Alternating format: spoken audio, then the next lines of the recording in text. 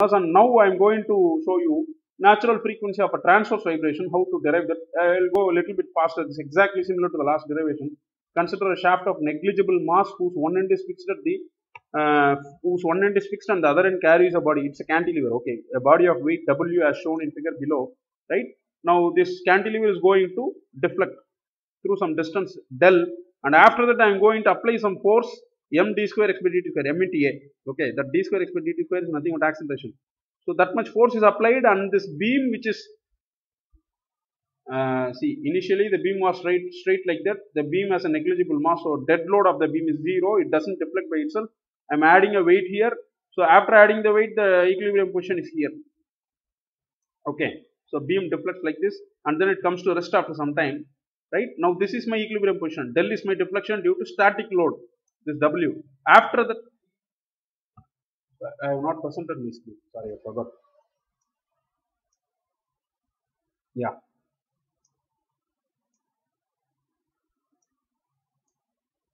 Thank you.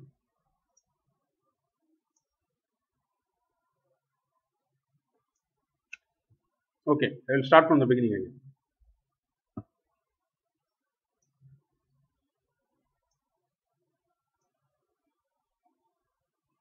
Okay, fine. So last class we have seen. Am I visible? Is it visible now? Yeah, fine. Okay. Last class we have seen how to derive the natural frequency of a longitudinal vibration. We had a cantilever beam fixed to the roof, and a weight was added, and that elongated the shaft, and we derived some formulae. Now we are going to do a conventional cantilever beam. Okay, there is a cantilever beam. Cantilever conventionally means this to you, right? This is what you have studied. One beam projecting outside the wall like a sunshade in your building. Okay, so it is projecting outside. This beam is considered to have a negligible mass. So it is not reality.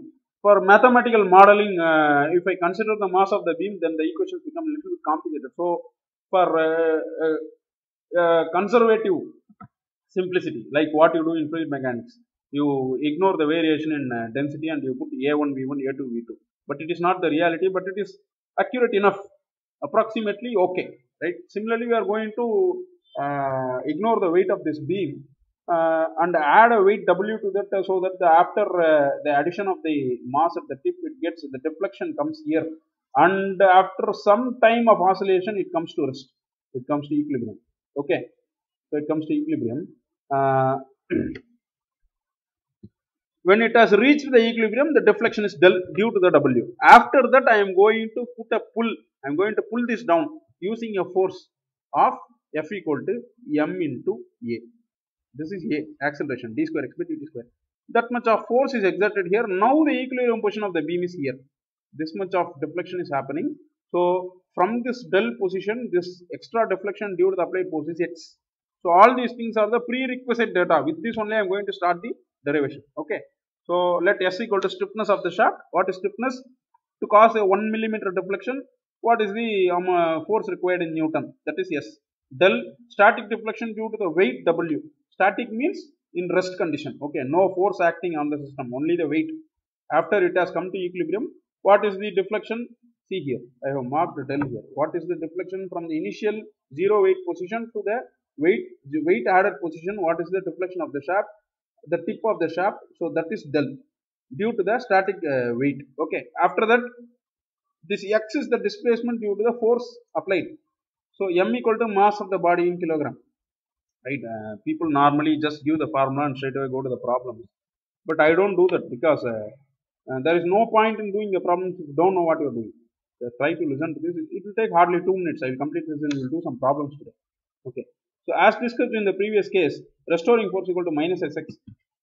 If you go to the previous derivation, you will see that so W minus all these things, if you put in place of del into x, W is equal to del into x, and we put del x minus Sx, and this comes to Sx, minus Sx.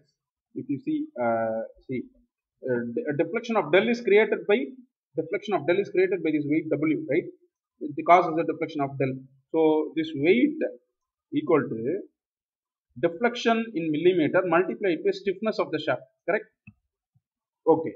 Now, if I consider this free body diagram and write the equation for equilibrium, I will get so del plus x. Del plus x is the total deflection into stiffness equal to force applied. Okay, so force of restoring force is the reaction of the force applied. F or R. Okay. Now, if you multiply this, you will get del S plus S into X, and all you substitute that W equal to this del X is equal to all that, and if you cancel everything, you go back to the last derivation video lecture I have shared you and see there, you end up with minus Sx as the restoring force. That's how we get this. Okay. So now after this, accelerating force is m into d square x by dt square. Now I am going to equate these two as equal. Okay. So m into d square x by dt square. These two are for equilibrium, they should be equal. So I am going to bring into the left side m into d square x by dt square plus sx equal to 0. Divide this entire equation by m. So equation changes, d square x by dt square plus s by m into x equal to 0. Now I am going to compare this equation 3 with the standard simple harmonic motion equation. So equation 4 is your simple harmonic motion equation. D square x by dt square plus omega square x is equal to 0. This comes from physics fundamentals. Okay. A fundamental simple harmonic. What is a simple harmonic motion? Anything that repeats itself over some time. For example, a sinusoidal wave or a cosine wave. Any periodic function is said to be simple harmonic. Okay. So now this has a fundamental differential, the governing differential equation for such a function, periodic function. The general equation is d square x by dt square plus omega square x is equal to 0. Okay. Simple harmonic, any function. Okay. This omega will decide what is that function. Okay. Now if you compare this general format of the equation with equation 3, okay, you can find out that you can cancel out all the common terms. I can cancel this. It is same. X I can cancel. So therefore omega square equal to s by m. That's what I can find out of this. Omega square equal to s by m. So omega is equal to root of s by m. Now in place of s by m, I can write g by del. I have explained all this to you why I am writing g by del in place of s by m in the last class, because s into del equal to m into g, because the weight m into g, mass into gravity, is the weight at the end of the beam, is causing a deflection of del. Okay, on a shaft which has a stiffness of s. Therefore, this weight should be equal to this stiffness into deflection. These two are equal. From this I can tell that s by m equal to g by del. S by m equal to g by del. So therefore, in place of this s by m, I am writing g by del. Okay. So here 1 by 2 pi root of s by m, or 1 by 2 pi. So this omega is root of s by m. How did I get this 1 by 2 pi? Omega is circular frequency. I want linear frequency. Therefore, I am dividing it by 2 pi. Okay. So 2 pi is radians. So you substitute the value of pi 3.14 here and the value of gravity 9.81 here. Okay. So if you put all the values and simplify this equation, all these three are equivalent. Okay. The same, all the three can be used as a formula to find the natural frequency. Either you can write 1 by 2 pi root of s by m, or you can write 1 by 2 pi root of g by del, or if I substitute 9.81 and 3.14 and simplify this, I will get 0.4985 by root of del. All three formulas. So from this I understand both for longitudinal and transverse vibration I will get the same formula for natural frequency. Okay.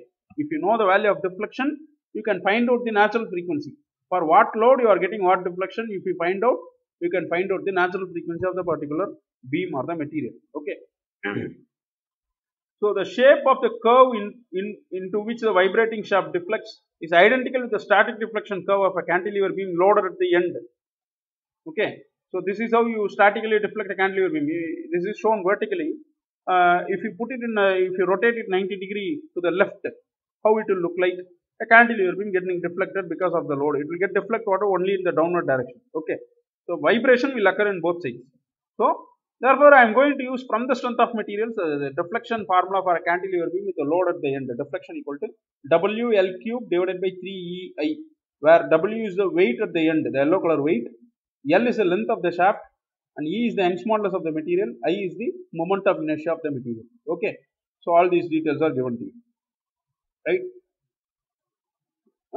So natural frequency of a free transverse vibration. These all the three formulas are equivalent. You can use it in any one of the formula in a problem depending on the data you have. Okay. All three are correct. Right. So this small derivation which tells you that both the natural frequency of longitudinal vibration and transverse vibration is having the same formula. Okay, so it is taken from your Kurmi textbook 23.6.